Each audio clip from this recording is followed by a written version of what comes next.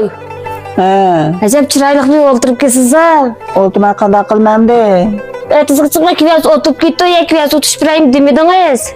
Utan ki vezni. Utap oldum şu utap bulup girzem keşif ketmeptu. Siz yapak mı kantan altını itmesem yemsiz. İt bakın. Etkende yürek olsa yemeyin, yürek olsa ağacınız balları ye. Cisiniz it birey bomu seni it boğan dikin kadar kaç bu dışınız itmemeyim. Ama yemsem ağacınız babaksı yesle. Ama akıllı it birey anı kürün ha.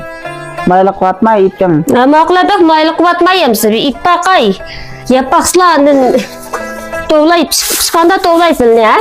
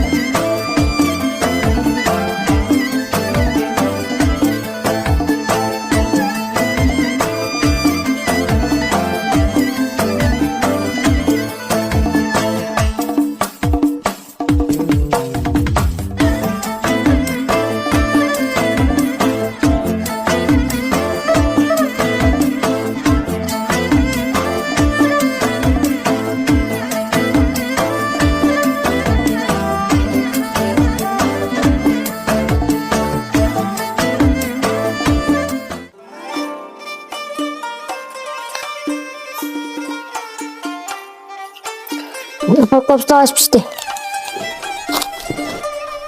Hem pişim bilen beşin Açmıştı var bir yapaksla. Siz yapak mı anlaşın ettim ben.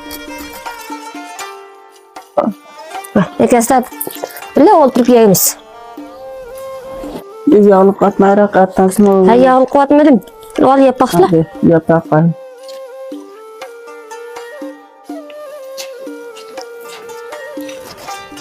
Aşkımız bile yemeyiz.